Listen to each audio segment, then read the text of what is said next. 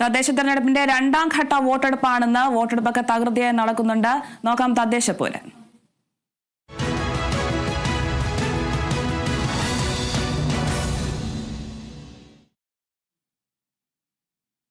തദ്ദേശ തെരഞ്ഞെടുപ്പിന്റെ രണ്ടാം ഘട്ടം പുരോഗമിക്കുന്നു. തൃശൂർ മുതൽ കാസർഗോഡ് വരെയുള്ള ജില്ലകളിൽ വോട്ടെടുപ്പ് തുടരുന്നു. വോട്ടെടുപ്പിന്റെ ആദ്യ മണിക്കൂറുകൾ പിന്നിടുമ്പോൾ വോട്ടർമാരുടെ നീണ്ട നിരയാണ് പോളിംഗ് ബൂത്തിലുള്ളത്. 2 മണിക്കൂർ കഴിഞ്ഞപ്പോൾ പോളിംഗ് 7% പിന്നിട്ടു. വിവരങ്ങളുമായി KC ഉണ്ണികൃഷ്ണൻ ചേരുന്നു. ഉണ്ണികൃഷ്ണൻ, തദ്ദേശ തെരഞ്ഞെടുപ്പിന്റെ രണ്ടാം ഘട്ടം പുരോഗമിക്കുമാണ്. നിലവിലുള്ള പോളിംഗ് ശതമാനമൊക്കെ എത്രയൊക്കെയാണ്? അരുണിമ, തീർച്ചയായും പോളിംഗ് ശതമാനം ഉയരുന്നു എന്ന് തന്നെയാണ് ഏറ്റവും പ്രധാനമായും പറയേണ്ടത്. 2 മണിക്കൂർ പിന്നിട്ടപ്പോൾ ആകെ പോളിംഗ് ശതമാനം 10 കഴിഞ്ഞിരിക്കുന്നു എന്നതാണ് അറിയേണ്ടത്. പറയാനുള്ളത് എന്തായാലും വലിയ രീതിയിലുള്ള ഒരു പ്രതികരണം ജനങ്ങളുടെ ഭാഗത്തു നിന്ന് തെരഞ്ഞെടുപ്പിനോട് ഉണ്ടാകുന്നത് തന്നെയാണ് സൂചിപ്പിക്കുന്നത്. 2 മണിക്കൂർ പിന്നിട്ടപ്പോൾ 10% കടന്നിരിക്കുന്നു പോളിംഗ് ശതമാനം എന്നത്. വലിയ നിര പല ബൂത്തുകളിലും പ്രകടമായിരുന്നു എന്നതാണ് പറയേണ്ടത്. പോളിംഗ് ആരംഭിച്ചപ്പോൾ തന്നെ വലിയ ഒരു തിരക്ക് പല ബൂത്തുകളിലും പ്രകടമായിരുന്നു. നിരവധി ആളുകൾ രാവിലെ തന്നെ വോട്ട് ചെയ്യാൻ എത്തിയിരിക്കുന്നു എന്നത് തന്നെയാണ് പറയേണ്ടത്. എന്തായാലും 10% ആദ്യത്തെ 2 മണിക്കൂർ പിന്നിട്ടപ്പോൾ 10% കടന്നു എന്ന് തന്നെയാണ് പറയേണ്ടത്. വളരെ വേഗത്തിൽ തന്നെ ജില്ലകളിൽ പോളിംഗ് ഉയരുന്നു എന്നതാണ് എടുത്തു പറയേണ്ട കാര്യം. തൃശ്ശൂർ മുതൽ കാസർഗോഡ് വരെയുള്ള ജില്ലകളിലാണ് രണ്ടാം ഘട്ടത്തിൽ വോട്ടെടുപ്പ് നടക്കുന്നത്. ഇതിൽ എല്ലാ ജില്ലകളിലും മികച്ചൊരു പ്രതികരണം എന്ന രീതിയിൽ തന്നെയാണ് രാവിലെ തന്നെ ഈ പോളിംഗ് ശതമാനം ഉയരുന്നത്. അതോടൊപ്പം തന്നെ വലിയൊരു നിര രാവിലെ തന്നെ അനുഭവപ്പെടുന്നതും ആ രീതിയിൽ തന്നെയാണ് കാണുന്നത്. ഇതോടൊപ്പം തന്നെ വലിയ ആത്മവിശ്വാസത്തിലാണ് മുന്നണികൾ എന്നതും കൂടി എടുത്തു പറയേണ്ട കാര്യം തന്നെയാണ്. കൂടാതെ വലിയ ആത്മവിശ്വാസം പങ്കുവെക്കുന്ന സാഹചര്യം മുഖ്യമന്ത്രി പിണറായി വിജയൻ, അതോടൊപ്പം തന്നെ KPCC അധ്യക്ഷൻ സണ്ണി ജോസഫ് ഇവരെല്ലാം തന്നെ രാവിലെ വോട്ട് രേഖപ്പെടുത്തി. P ജയരാജൻ, EP ജയരാജൻ, മുല്ലപ്പള്ളി രാമചന്ദ്രൻ അടക്കമുള്ള ആളുകൾ, K സുരേന്ദ്രൻ അടക്കമുള്ള ആളുകളെല്ലാം തന്നെ രാവിലെ തന്നെ വോട്ട് രേഖപ്പെടുത്തി എന്നതാണ് പറയേണ്ട ഒരു കാര്യം. എന്തായാലും ആ രീതിയിൽ എല്ലാവരും രാവിലെ തന്നെ വോട്ട് രേഖപ്പെടുത്തി. മുഖ്യമന്ത്രി കണ്ണൂരിൽ വോട്ട് രേഖപ്പെടുത്താനെത്തിയപ്പോൾ വലിയ പ്രതികരണങ്ങളെല്ലാം തന്നെ, വലിയ വിമർശനങ്ങളെല്ലാം തന്നെ കോൺഗ്രസിന് എതിരെ നടക്കുന്ന ഒരു സാഹചര്യമെല്ലാം തന്നെ ഉണ്ടായിരുന്നു എന്നാണ് പറയേണ്ടത്. UDF കോട്ടകളെല്ലാം തന്നെ LDF പിടിച്ചെടുക്കുമെന്നാണ് മുഖ്യമന്ത്രി പറഞ്ഞ ഒരു കാര്യം. അതോടൊപ്പം തന്നെ ചരിത്ര വിജയം നേടും, LDF വലിയ ആത്മവിശ്വാസമുണ്ട് എന്നൊരു കാര്യം കൂടി മുഖ്യമന്ത്രി പറയുകയുണ്ടായി. എന്തായാലും ആ രീതിയിൽ ഉള്ള ഒരു പ്രതികരണങ്ങൾ വന്നിരിക്കുന്നു മുഖ്യമന്ത്രിയുടെ ഭാഗത്തുനിന്ന്. കൂടാതെ KPCC അധ്യക്ഷൻ സണ്ണി ജോസഫ് പറഞ്ഞത് വലിയ ഒരു വിജയം UDF നേടാനാകും എന്നതാണ് പറയുന്നത്. ശബരിമല സ്വർണ്ണ കവർച്ച അടക്കം തെരഞ്ഞെടുപ്പിൽ പ്രതിഫലിക്കും എന്ന കാര്യങ്ങളെല്ലാം തന്നെ ചൂണ്ടിക്കാണിക്കുന്ന സ്ഥിതിയെല്ലാം തന്നെ ഉണ്ടായി. ആ രീതിയിൽ വലിയ പ്രതികരണങ്ങൾ പ്രമുഖ നേതാക്കളുടെ ഭാഗത്തു നിന്നെല്ലാം തന്നെ ഉണ്ടാകുന്നു. എന്തായാലും വലിയ പ്രതീക്ഷയിൽ തന്നെയാണ് മുന്നണികൾ എന്നതാണ് സൂചിപ്പിക്കേണ്ടത്. അത് 2 മണിക്കൂർ പിന്നിട്ടപ്പോൾ പോളിംഗ് ശതമാനം 10 കടന്നിരിക്കുന്നു. കോഴിക്കോട് നിന്ന് നമുക്കൊപ്പം റിയാസ് KMR ചേരുന്നുണ്ട്. റിയാസ്, കോഴിക്കോട് എങ്ങനെയാണ് ഇപ്പോൾ പോളിംഗ് ശതമാനം? വോട്ടർമാരൊക്കെ എത്തി തുടങ്ങിയോ? എങ്ങനെയാണ് നിലവിലെ സ്ഥിതി? കോഴിക്കോടും ശക്തമായ പോളിംഗ് ആണ്. ഏറ്റവും ഒടുവിൽ വിവരം ലഭിക്കുമ്പോൾ 8.14%, 9 മണിയോടുകൂടി 8.14% പോളിംഗ് കടന്നിരിക്കുകയാണ്. പലയിടത്തും നീണ്ട നിരയാണ് ദൃശ്യമാകുന്നത്. വലിയ തിരക്ക് എല്ലായിടത്തും അനുഭവപ്പെടുന്നുണ്ട്. രാവിലെ തന്നെ വോട്ട് ചെയ്ത് വേഗം, പ്രത്യേകിച്ച് ഇന്ന് സാധാരണക്കാരെ സംബന്ധിച്ച് അവരുടെ ഒരു തൊഴിൽ ദിനം കൂടിയാണ്. സർക്കാർ മേഖലകളിൽ മാത്രമാണ് സംസ്ഥാന തലത്തിൽ പൊതു അവധി പ്രഖ്യാപിച്ചിട്ടുണ്ടെങ്കിലും അത് അർദ്ധ സർക്കാർ ജീവനക്കാർക്കാണ് അത്തരം ആനുകൂല്യങ്ങൾ ലഭിക്കുക. പക്ഷെ വോട്ട് ചെയ്യേണ്ട സാധാരണക്കാരെ സംബന്ധിച്ച് രാവിലെ വോട്ട് ചെയ്ത് നേരെ അവരുടെ തൊഴിലിടങ്ങളിലേക്ക് പോകേണ്ടതുണ്ട്. അതുകൊണ്ടുള്ള ഒരു നീണ്ട നിര കൂടി കാണാൻ കഴിയുന്നുണ്ട്. കോഴിക്കോട് ജില്ലയെ സംബന്ധിച്ച് ഏകദേശം ശക്തമായൊരു പോളിംഗ് നടക്കുന്നു. പ്രധാനപ്പെട്ട ആളുകളെല്ലാം തന്നെ വോട്ട് രേഖപ്പെടുത്തുന്ന ഒരു സാഹചര്യം രാവിലെ തന്നെ ഉണ്ടായിട്ടുണ്ട്. പ്രത്യേകിച്ച് എടുത്തു പറയേണ്ടത് മുതിർന്ന നേതാക്കളൊക്കെയാണ്. അതിൽ തന്നെ മന്ത്രി PA മുഹമ്മദ് റിയാസ് കൂട്ടുള്ളി സ്കൂളിലെ ബൂത്തിൽ വോട്ട് ചെയ്തു. BJP മുൻ സംസ്ഥാന അധ്യക്ഷൻ K സുരേന്ദ്രൻ, അദ്ദേഹം മുടക്കല്ലൂർ സ്കൂളിലെ ബൂത്തിലും വോട്ട് രേഖപ്പെടുത്തിയിട്ടുണ്ട്. ഒപ്പം തന്നെ കാന്തപുരം AP അബൂബക്കർ മുസ്ലിയാർ, സുന്നി അഖിലേന്ത്യാ Jamiyyathul Ulama general secretary Kanthapuram AP Abubakar മുസ്ലിയാരും കോഴിക്കോട് തന്നെയാണ് അദ്ദേഹം വോട്ട് രേഖപ്പെടുത്തിയിരിക്കുന്നത്. മാത്രമല്ല സമസ്ത അധ്യക്ഷൻ സയ്യിദ് ജിഫ്രി മുത്തുക്കോയ തങ്ങൾ മലപ്പുറം മുതുവല്ലൂർ പഞ്ചായത്തിലെ ബൂത്തിലും വോട്ട് രേഖപ്പെടുത്തിയിട്ടുണ്ട്. ഇനിയിപ്പോൾ കൂടാതെ മുൻ Goa ഗവർണറായിട്ടുള്ള BJP നേതാവായിട്ടുള്ള advocate PS Sreedharan Pillai അദ്ദേഹം വോട്ട് രേഖപ്പെടുത്തിയത് തിരുത്തിയാട് വാർഡിലാണ്. അദ്ദേഹത്തിന്റെ വോട്ട് രേഖപ്പെടുത്തുകയും ചെയ്തു. അതിൽ തന്നെ മന്ത്രി PA മുഹമ്മദ് റിയാസും K സുരേന്ദ്രനും പോലുള്ള നേതാക്കളെല്ലാം തന്നെ വലിയ ആത്മവിശ്വാസം പ്രകടിപ്പിക്കുകയാണ്. LDF-ന് അനുകൂലമായ രാഷ്ട്രീയ സാഹചര്യം എന്നാണ് മന്ത്രി PA മുഹമ്മദ് റിയാസ് പ്രതികരിച്ചത്. സംസ്ഥാന സർക്കാരിനെതിരെ ഉള്ള സംസ്ഥാന സർക്കാരിന് അനുകൂല സാഹചര്യമാണ്. സർക്കാരിന്റെ വികസന പ്രവർത്തനങ്ങൾ ജനങ്ങൾ സ്വീകരിച്ചിട്ടുണ്ട്.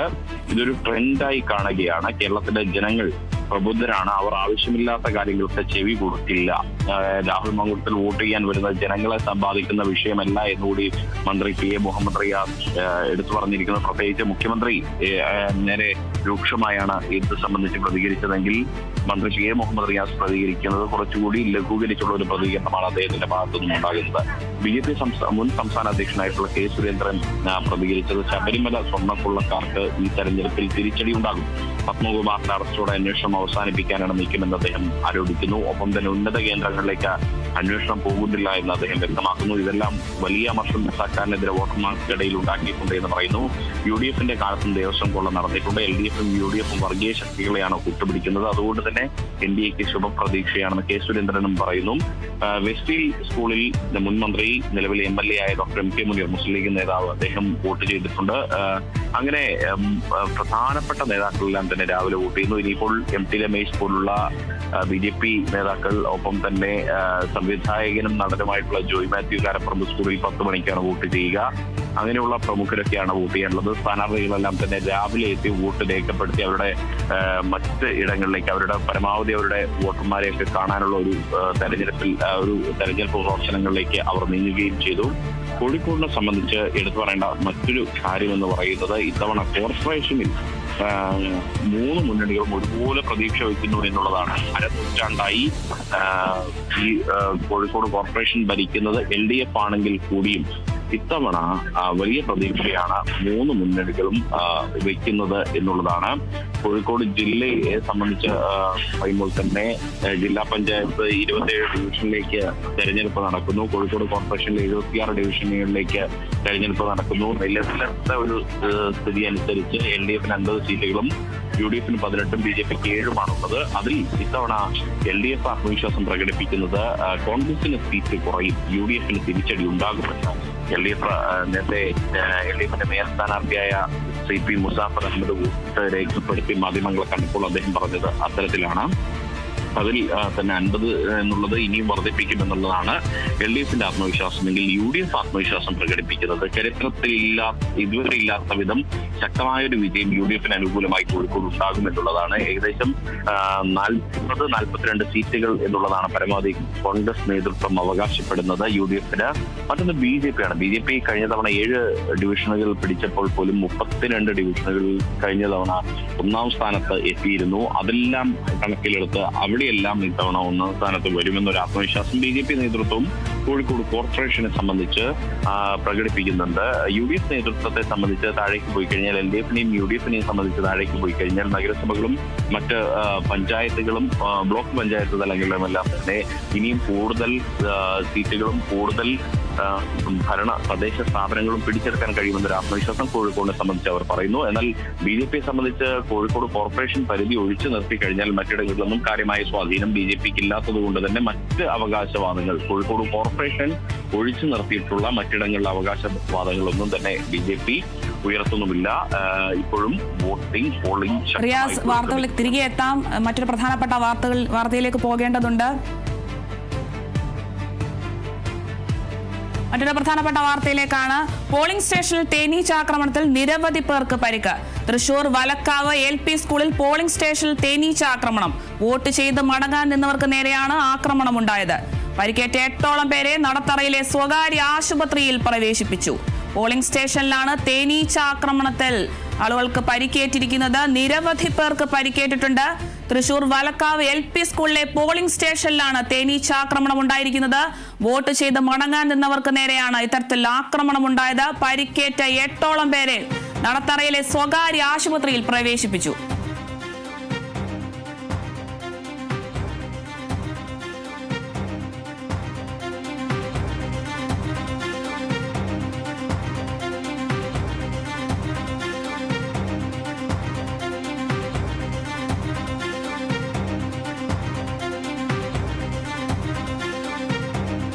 പോളിംഗ് സ്റ്റേഷനിലാണ് തേനീച്ച ആക്രമണത്തിൽ നിരവധി പേർക്ക് പരിക്കേറ്റിരിക്കുന്നത്. തൃശൂർ വലക്കാവ് LP സ്കൂളിലെ പോളിംഗ് സ്റ്റേഷനിലാണ് ഇത്തരത്തിൽ തേനീച്ച ആക്രമണം ഉണ്ടായിരിക്കുന്നത്.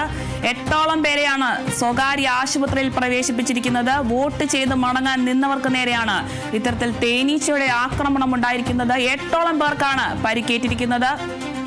തൃശൂർ വലക്കാവ് LP സ്കൂളിലെ പോളിംഗ് സ്റ്റേഷനിലാണ് തേനീച്ച ആക്രമണം ഉണ്ടായിരിക്കുന്നത്.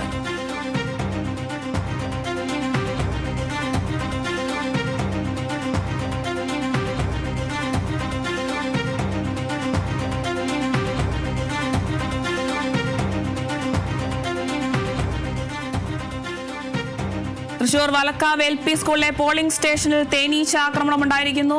പോളിംഗ് സ്റ്റേഷനിൽ തേനീച്ച ആക്രമണത്തിൽ നിരവധി പേർക്ക് പരിക്കേറ്റിട്ടുണ്ട്. വോട്ട് ചെയ്ത് മടങ്ങാൻ നിന്നവർക്ക് നേരെയാണ് ഇത്തരത്തിൽ ആക്രമണം ഉണ്ടായത്. 8 പേരെ നടത്തറയിലെ സ്വകാര്യ ആശുപത്രിയിൽ പ്രവേശിപ്പിച്ചിട്ടുണ്ട്.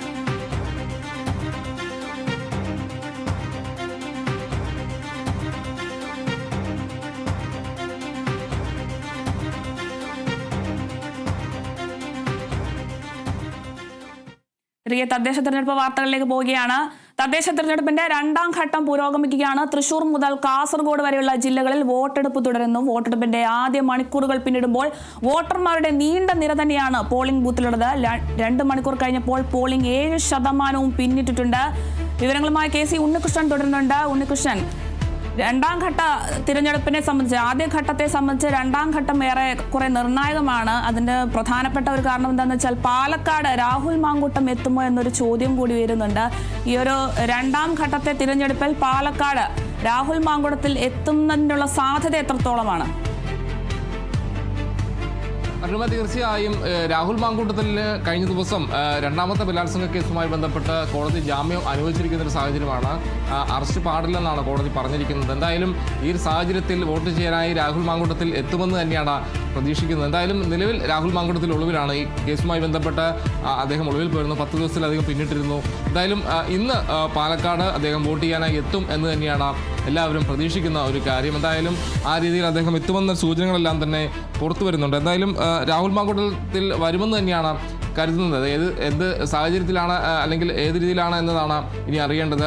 അദ്ദേഹം എവിടെയായിരുന്നു ഉണ്ടായിരുന്നത് എന്നടക്കമുള്ള കാര്യങ്ങളെല്ലാം തന്നെ വ്യക്തമാകുമെന്നും ഇതോടൊപ്പം കൂടി പറയുകയാണ്. എന്തായാലും രാഹുൽ മാങ്കൂട്ടത്തിൽ ഇന്ന് പാലക്കാട് വോട്ട് ചെയ്യാൻ എത്തുമെന്ന് തന്നെയാണ് പ്രധാനപ്പെട്ട ഒരു സൂചനയായി തന്നെ പറയേണ്ട ഒരു കാര്യം. അതോടൊപ്പം തന്നെ വലിയ ഒരു പോളിംഗ് ശതമാനത്തിലേക്ക് വരുന്നു എന്നതാണ് ആദ്യ മണിക്കൂറുകളിൽ നിന്ന് വ്യക്തമാകുന്നത്. എന്തായാലും 7% പിന്നിടുന്നു എന്ന് തന്നെയാണ് 2 മണിക്കൂർ, അതായത് വോട്ടെടുപ്പ് ആരംഭിച്ച് 2 മണിക്കൂർ കഴിയുമ്പോൾ വ്യക്തമാക്കുന്ന ഒരു കാര്യം. 7% കടന്നിരിക്കുന്നു പോളിംഗ് എന്നതാണ് പറയേണ്ടത്. പ്രധാനപ്പെട്ട നേതാക്കളെല്ലാം തന്നെ രാവിലെ തന്നെ വോട്ട് രേഖപ്പെടുത്തുന്ന സാഹചര്യം മുഖ്യമന്ത്രി പിണറായി വിജയൻ, കാസർഗോഡ് നിന്നും ഇപ്പോൾ ജോസഫ് അഗസ്റ്റിൻ ചേരുന്നുണ്ട്.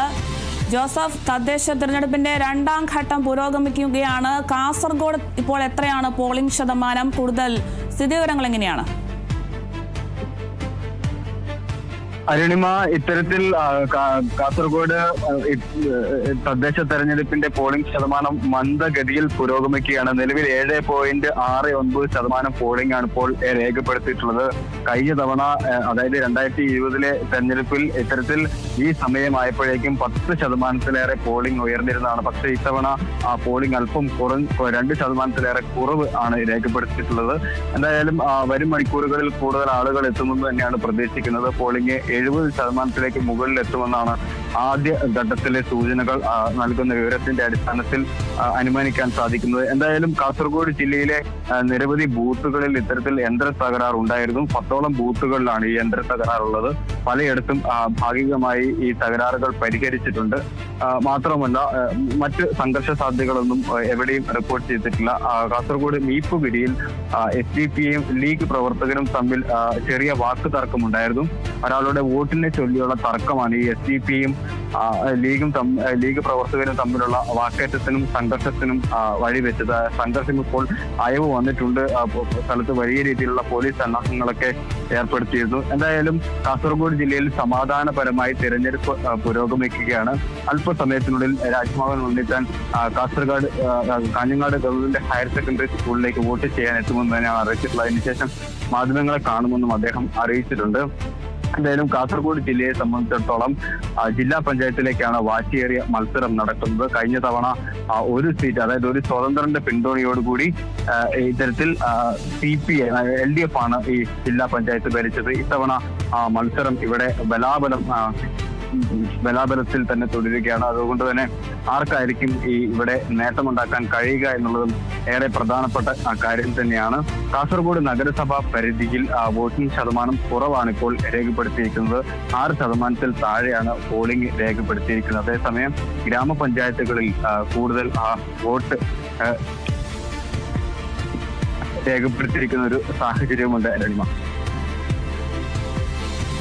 ജോസഫ്, നിലവിൽ വോട്ട് ചെയ്യാൻ മറ്റ് പ്രമുഖർ ആരെങ്കിലും എത്തിയതായി എന്തെങ്കിലും വിവരമുണ്ടോ?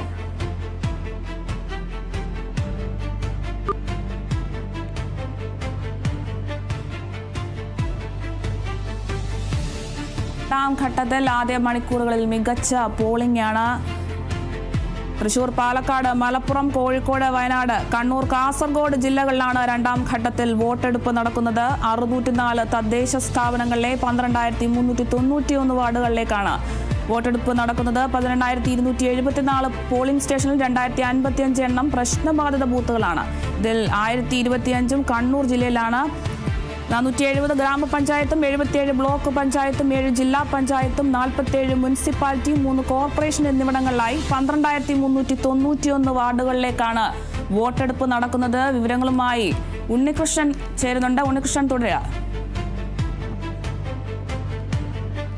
അനുമ, തീർച്ചയായും പോളിംഗ് ശതമാനം മികച്ച രീതിയിൽ തന്നെ 2 മണിക്കൂർ പിന്നിട്ടപ്പോൾ ഉയർന്നു എന്ന് തന്നെയാണ് പറയേണ്ടത്. കാസർഗോഡ് പോളിംഗ് ശതമാനം 14% പിന്നിട്ടിരിക്കുന്നു. 14.68% ഉയർന്നിരിക്കുന്നു എന്നതാണ് പറയേണ്ട ഒരു കാര്യം. വലിയൊരു ഉയർച്ച തന്നെ ഉണ്ടാകുന്നു. ആദ്യ മണിക്കൂറുകളിലെല്ലാം തന്നെ വലിയൊരു പ്രതികരണം വോട്ടെടുപ്പിനോട് ഉണ്ടാകുന്നു എന്ന് തന്നെയാണ് ഇത് സൂചിപ്പിക്കുന്നത്.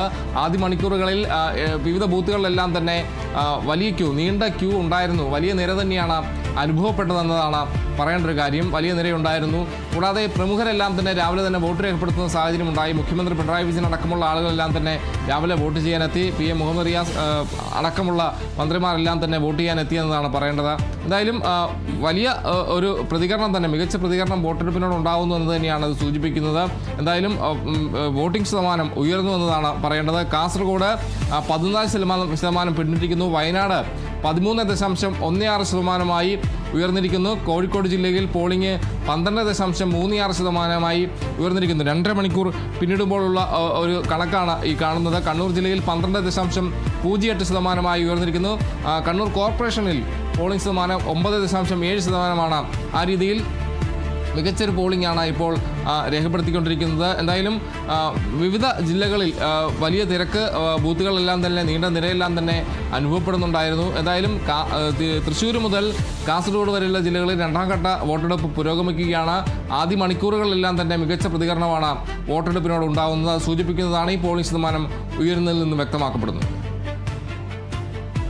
തൃശൂർ ജില്ലയിൽ പോളിംഗ് 15.43% തൃശൂർ ജില്ലയെ സംബന്ധിച്ച് നോക്കുകയാണെങ്കിൽ BJPക്ക് ഒരു മേൽക്കോയ്മയുള്ള ഒരു ജില്ല എന്ന് തന്നെ വേണമെങ്കിൽ പറയാം. അങ്ങനെയാണെങ്കിൽ ഈ ഒരു തിരഞ്ഞെടുപ്പിലും BJPക്ക് പ്രതീക്ഷ ഉയർത്താനുള്ള എന്തെങ്കിലും സാധ്യതയുണ്ടോ? തീർച്ചയായും തൃശ്ശൂർ, പാലക്കാട് ജില്ലകൾ BJPയെ സംബന്ധിച്ച് അവർക്ക് ഒരു വ്യക്തമായ ഒരു ആധിപത്യമുള്ള ഒരു മേഖലയാണ്. തൃശ്ശൂരെക്കാൾ കൂടുതലായി പാലക്കാടാണ് വലിയ ആധിപത്യം. പാലക്കാട് നഗരസഭ തന്നെ BJPയുടെ വലിയൊരു ശക്തി കേന്ദ്രം എന്ന് തന്നെ പറയേണ്ട ഒരു സാഹചര്യമാണ്. പക്ഷേ ചില രാഷ്ട്രീയ സാഹചര്യങ്ങൾ, അവിടെ പാർട്ടിക്കുള്ളിലെ ചില പ്രതിസന്ധികളെല്ലാം തന്നെ അത് വലിയ രീതിയിൽ തന്നെ രാഷ്ട്രീയമായി കോൺഗ്രസും അതോടൊപ്പം തന്നെ ഇടതുപക്ഷം ഉന്നയിക്കുന്ന ഒരു സാഹചര്യം ഉണ്ടായിരുന്നു ഈ പ്രചരണ ഘട്ടത്തിലെല്ലാം തന്നെ. അത് ഏത് രീതിയിൽ പ്രതിഫലിക്കുമെന്നത് കണ്ടറിയേണ്ടതാണ്. എന്തായാലും പാലക്കാട് നഗരസഭ ഭരിച്ചിരുന്നത് BJP തന്നെയാണ്. അത് തങ്ങൾക്ക് തിരിച്ചു ആകുമെന്ന ആത്മവിശ്വാസത്തിലാണ് BJP ഉള്ളത്. പക്ഷേ അവിടെ അത് പിടിച്ചെടുക്കാമെന്ന പ്രതീക്ഷയിൽ തന്നെയാണ് UDF-ഉം LDF-ഉം ഉള്ളത്. തൃശ്ശൂരിനെ സംബന്ധിച്ച് നോക്കുകയാണെങ്കിൽ തൃശ്ശൂരും ചില മേഖലകളിലെല്ലാം തന്നെ വലിയ ആധിപത്യം BJPക്കുണ്ട്. അവിടെ തങ്ങളുടെ സീറ്റ് വിഹിതം കൂടുതലായി ഉയർത്താമെന്നൊരു പ്രതീക്ഷയാണ് BJPയെ സംബന്ധിച്ചുള്ളത്. ആ രീതിയിൽ വലിയ പ്രചാരണം പരിപാടികളെല്ലാം തന്നെ നടത്തിയിരുന്നു. അവരുടെ കുട്ടിക്കലാശമടക്കം വലിയ ആവേശമുണ്ടായിരുന്നു. കൂടുതൽ ആളുകളെല്ലാം തന്നെ പങ്കെടുത്തുകൊണ്ട് വലിയ ആവേശമാക്കി തന്നെ അവർ നീട്ടുന്ന ഒരു സ്ഥിതിയെല്ലാം തന്നെ ഉണ്ടായി. ആ രീതിയിൽ തൃശ്ശൂരും വലിയൊരു ആധിപത്യം നേടിയെടുക്കാൻ കഴിയുമെന്ന പ്രതീക്ഷയിൽ തന്നെയാണ് BJP ഉള്ളത്. എന്തായാലും തൃശ്ശൂർ, പാലക്കാട് ജില്ലകളിൽ വലിയ മുന്നേറ്റം BJP പ്രതീക്ഷിക്കുന്നുണ്ട്. അരുണിമ. ഉണ്ണികൃഷ്ണൻ, ആദ്യഘട്ട വോട്ടെടുപ്പിനെ സംബന്ധിച്ച് രണ്ടാം ഘട്ട വോട്ടെടുപ്പിലേക്ക് വരികയാണെങ്കിൽ വടക്കൻ ജില്ലകളിൽ ഭൂരിഭാഗവും പ്രശ്നബാധിത ബൂത്തുകളാണ്. അതിലേറ്റവും കൂടുതലും കണ്ണൂരുമാണ്. അങ്ങനെയുള്ളൊരു സാഹചര്യത്തിൽ ഈ ഒരു തിരഞ്ഞെടുപ്പിൽ ഈ പ്രശ്നബാധിത ബൂത്തുകൾ കലാശക്കൂട്ടിൽ തന്നെ കണ്ടാണ് നിരവധി പ്രശ്നങ്ങൾക്ക് ഉടലെടുത്തത്. ഈ ഒരു സാഹചര്യത്തിൽ ഇത്തരത്തിലൊരു പ്രശ്നബാധിത ബൂത്തുകളിൽ സംഘർഷങ്ങളൊക്കെ ഉണ്ടാകാനുള്ള എന്തെങ്കിലും സാധ്യതയുണ്ടോ? പ്രശ്നബാധിത ബൂത്തുകളിലെല്ലാം തന്നെ വലിയ മുന്നൊരുക്കങ്ങളെല്ലാം തന്നെ നടത്തിയിട്ടുണ്ടെന്നതാണ് പറയേണ്ടത്. വെബ്കാസ്റ്റിംഗ് അടക്കമുള്ള കാര്യങ്ങൾ, അതോടൊപ്പം തന്നെ സുരക്ഷാ ക്രമീകരണങ്ങളെല്ലാം തന്നെ ശക്തമായി തന്നെ അവിടെയെല്ലാം തന്നെ വിനിയോഗിച്ചിട്ടുണ്ടെന്നതാണ് പറയേണ്ട ഒരു കാര്യം. എന്തായാലും CCTV ക്യാമറ, വെബ്കാസ്റ്റിംഗ് അടക്കം സ്ഥാപിച്ചുകൊണ്ടാണ് അവിടെ നിരീക്ഷിക്കുന്നത്. എന്തായാലും പ്രശ്നബാധിത മേഖലകളിലെല്ലാം തന്നെ വലിയ സുരക്ഷയാണ് ഈ തെരഞ്ഞെടുപ്പിൻ്റെ ഭാഗമായി ഒരുക്കിയിട്ടുള്ളത്. ആദ്യഘട്ടത്തിലും ആ രീതിയിൽ തന്നെയാണ്, എല്ലായ്പ്പോഴും അങ്ങനെ തന്നെയാണ്, ആ ഒരു ക്രമീകരണം തന്നെയാണ് സാധാരണ ഉണ്ടാവാറുള്ളത്. അതോടൊപ്പം തന്നെ ഇക്കുറി വെബ്കാസ്റ്റിംഗ് അടക്കം നടത്തുന്നു. വലിയ സുരക്ഷാ ക്രമീകരണങ്ങളെല്ലാം തന്നെ ഈ പ്രശ്നബാധിത മേഖലകളും പ്രശ്നബാധിത ബൂത്തുകളിലും ഉണ്ടെന്നതാണ് എടുത്തു പറയേണ്ട കാര്യം.